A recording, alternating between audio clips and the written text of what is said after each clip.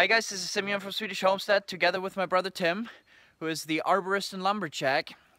We want to demonstrate something to you that we have seen on YouTube many times, and it scares me personally when people do this wrong. We want to demonstrate to you one of the big mistakes that people do and learn from it and don't do this.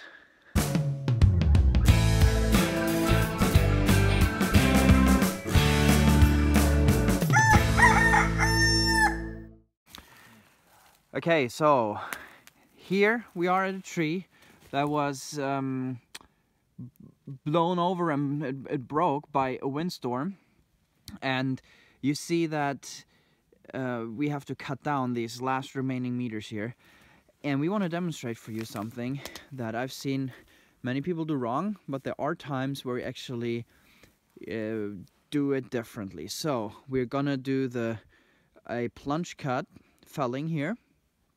And what is really important is that the two cuts from the front of the tree and from the back of the tree, that they meet each other at the same level about, because otherwise there is a risk of you actually cutting too far. The fibers of the tree that are supposed to hold the tree into position until it has fallen over, you cut them off and the tree goes and falls in all different kinds of directions. You don't want that. It's very dangerous. There are whatsoever times where you use it, but that is a little more advanced.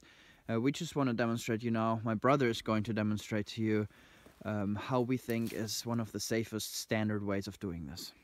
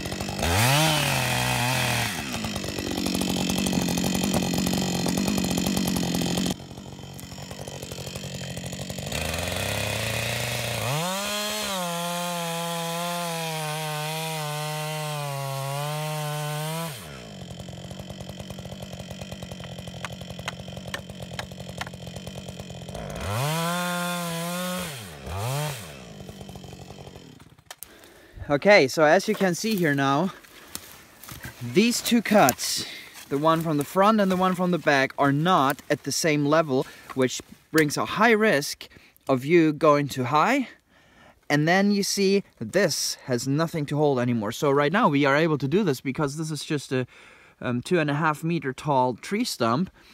But this is very dangerous, and as my brother is gonna bring this thing down now, you're gonna see how it's gonna break off, and there are no fibers that are gonna hold this into place safely.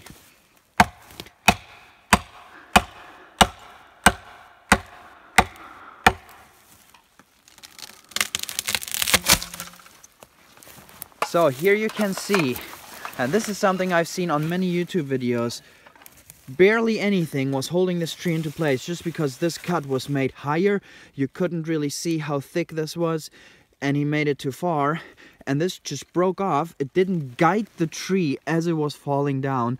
This is very dangerous, I believe, in most situations, and could cause a lot of danger. So you're the expert. You said that sometimes you use something like this. Yeah, for example, if you cut a tree on a slope and you don't want it to slide off the stump and stay on the stump, then you could use that. You could use that, but you still need to be very careful that you leave enough for the fibers to hold. Yeah, it's very hard to see. It's hard to be precise. If you want a very thin hinge, it's hard to get it thin. Okay. If you want to be on the safe side, you have to leave more than you probably would want. Okay, well, thank you for the demonstrations. If you want to see how we do this and how we meet these two cuts up in the right level, watch my how to fell a tree video. I will link it right there for you guys. Okay guys, thank you. That's it. I hope you enjoyed this short video, but I think it is very important. There are different schools of how to cut down a tree. We were taught in Sweden, and they want it to be this way. So I hope you enjoyed this. Stay safe in the forest and on the homestead, and I'll see you in the next video. Make sure to subscribe for lots of more videos. Thank you and bye-bye.